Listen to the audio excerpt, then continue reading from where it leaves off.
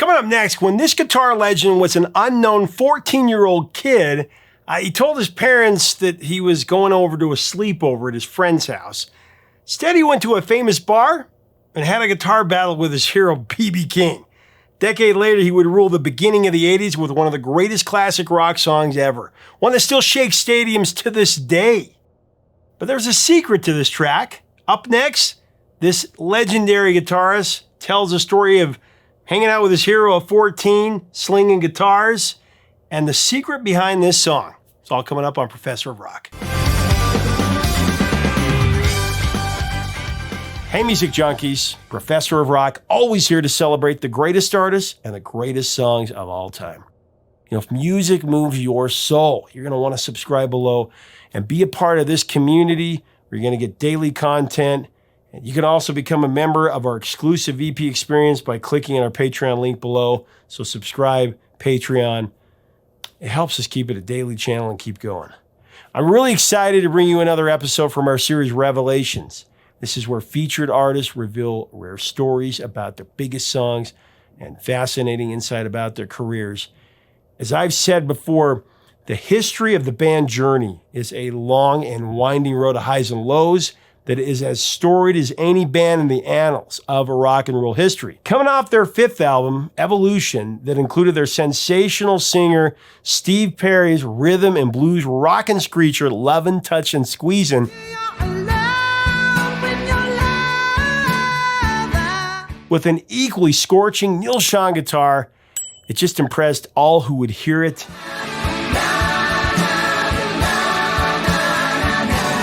The song was Journey's biggest up to that point. It went to number 16 on the Hot 100 here in the US, and it also went to number 12 in Canada. The band was poised to up the ante going into the 80s with their sixth album, Departure, which was fitting, as the band had departed from the field of other competitors and began its rise to what would soon become legendary status. Departure was the first Journey album to go to the top 10 album charts. It hit number 8. I've always loved Departure. I've had a copy since I was a kid. It has a certain rock edge. Every band member brought their A game. The guitar sound brought by the supreme guitar god of melodic rock, Neal Schon, nothing short of just stellar.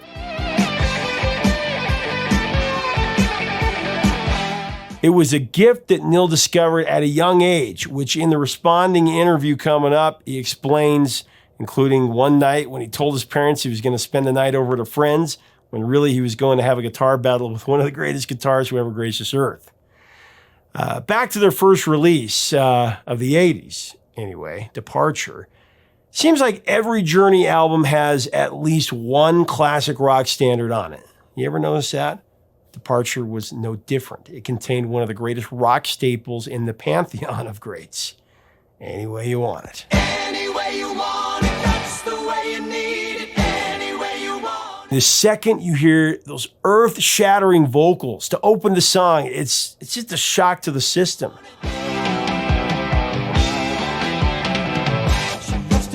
This song is something special. The harmonies, the guitar solo, it's a perfect rock song.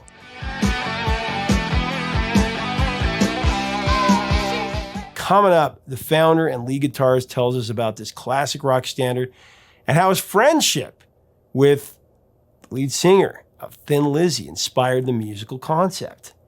And then he takes us for a walk around the streets of San Francisco and shows us the place he met his heroes as a teenager. It's really cool. It's can't miss. Coming up, here's Neal with the story. There's not much to the song. It's very simple, and it's actually very similar to what a lot of people do nowadays. Instead of having a bridge and, you know, this section and a chorus and a verse, and there is a verse.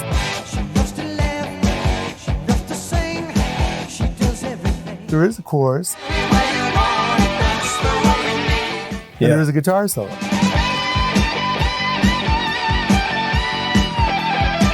But really, we were on a tour with Thin Lizzy at that time. Mm-hmm. And, you know, they were playing, you know, Jailbreak.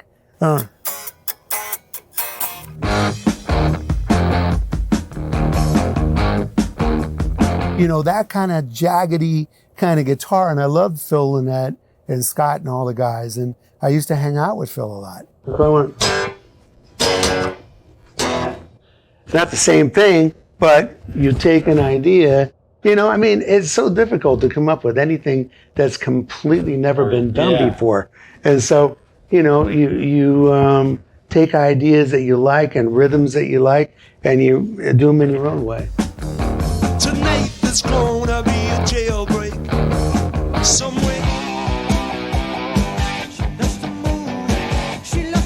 I was inspired. I'm not afraid to say where I got it. Everything comes from somewhere. Oh, that's what I'm saying is that maybe now, I mean, who knows if that would come because there's not that camaraderie. Yeah, and that song literally came together during a sound check. We used to jam a lot when we took sound checks and come up with ideas. And, Kevin Elson at that time, our mixer, he'd record it. We go back and listen to it and go, oh, there's something there. And we work on it further, But I'm looking forward to the day, if it ever happens, that we all sit in a rehearsal place and kick it around like that with all of us in the room. Not just two of us or, the whole band sitting in a room and actually playing. You got to test drive the stuff, man. It's kind of crazy, You can sit there and work on a computer and make everything sound picture perfect, but you never quite know how it drives until everybody plays it. You have to utilize everybody that's in the band. They're bringing so much personality to that song that, if you're just dealing with a computer and yourself or one other person, you're really chopping down your chances of coming up with something truly unique because you have such great musicianship in a band like we do. We're hanging out on the streets of San Francisco with Neal. Started out when I was like about 14 here in this place. It used to be Keystone Corner. And there were many, many artists that played here. The old days, it was a real cool little, very intimate blues club, jazz club. Actually, all this area in San Francisco and what we're about to see was all music. A good friend of mine, Jackie Villanueva, that I met when I was very young down in San Mateo, discovered me, brought me up, introduced me to the Santana Band, but before that, actually introduced me to Elvin Bishop, who used to play here. He was here for months. And, on, I can't remember, it was Tuesday or Thursday nights, they would have a gun off, and different guitarists that would come in and sort of have a shootout on stage. And I was holding court and I was winning. And so Elvin sort of, took me under his wing, and he dug the fact that I really, knew my blues playing back then. And had studied BB and Albert King and everybody else that was around. And so Elvin, after playing with him for about a month in this place, he goes, I'm going to take you, I got a present for you and a surprise. And I'm going to take you to the Fillmore West. And I'm going to introduce you to BB King. And BB will probably put us on stage and we'll jam with him that night. And I was like, really? That was like, mind after. And so we went, and I met BB and Bill Graham for the first time. And we're backstage. He says, you guys come on stage and let's have a jam, And then before you knew it, I was like standing on stage at the Fillmore West on the opposite side of BB. BB was over here and I was over here. And I had studied his stuff, Honestly, I love BB. And so he would go, and I go, and I'd answer him with his own stuff, I didn't do the typical thing that a lot of kids do when they get on stage. They don't have respect for the artist that they're on stage for. I didn't want to showboat and then just play a zillion riffs. And I played no more than he played. And I would answer him with his same vibrato, same, like attack on the strings, not really blaring loud, like pulled down, to where he was coming from. And so he loved that. He started looking around the corner like, who is that kid? And that was like, one of the fondest memories I've ever had, of playing in my first big place and meeting Bill Graham for the first time. But, this was a great place. The club owner was kind enough to let me in. I was way underage, obviously, and it was a bar, and so nobody under 21 was supposed to be allowed in there. And he allowed me to come in and leave through a basement door with Jackie. I'd tell my folks that I was going to jam at my friend's house. Or, he had garage bands, the Beatles, Dave Clark 5, all that early stuff were the first time I ever heard a twang that made me want to play the instrument. I thought, oh, that's pretty cool, because I'd been playing woodwind instruments that my dad started me on. And, I loved the sound of it. And I was intrigued by that.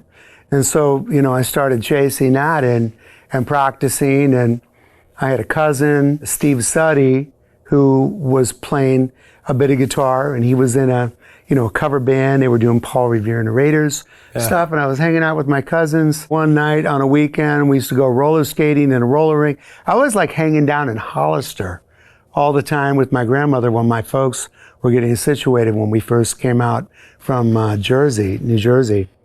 And so, I hung out with my cousins. Whatever they were doing, I was doing. And so my cousin Steve, he actually showed me, the first chords that I learned were, E, D, and A. And it was like Louie Louie. Yeah. Or E, G, A, and then Gloria, which is E, D, A. And that was the beginning of everything for me. I picked up a really cheap little acoustic Stella guitar at Sears and Roebuck. I think it was like $20 or $26, something like that. And took a few lessons at Sherman and Clay from a guitar teacher there where my dad taught. And I only remember going to him once, and he showed me a few more chords. And then I just really started listening to records. I had a record player and started, buying records that I wanted to check out. And they were mainly like blues records. I loved Michael Bloomfield, especially the Electric Flag stuff they did here in San Francisco. Loved his blues guitar playing. I just thought he was like an amazing player that not that many people knew about, but a different style and a screaming style. And great tone, great feel. So I studied his stuff profusely all the time and really tried to learn it lick for lick off a record and emulate it. That's how I learned how to play, was emulating other guitarists at that point. And I started listening to B.B. King, of course, and Albert King, and Buddy Guy, and Albert Collins, Muddy Waters, Howlin' Wolf. I loved R&B, like Aretha Franklin. Still love her, everything that ever comes on. I'm like, that is it right there. The song, of course, written by Steve Perry and Neal Schon, and I've said it before, I'll say it again. The chemistry between these two, straight up mythical. Both are legends by themselves, but together, just incomparable. A lot has happened with this band, a lot of changes, but nothing can change what their songs have meant to every generation living right now. Magic indeed. Anyway You Want It went to number 23 on the Hot 100 in 1980, but it was much bigger than its chart position. Turn on any classic rock radio station in this nation. Within about 30 or 40 minutes, you'll definitely hear Any Way You Want It. Guaranteed. There's a reason why Journey has ended numerous concerts with this rocker. Journey's new album, Freedom, is out right now, and we'll link to it below. You got to hear this album. They still have it.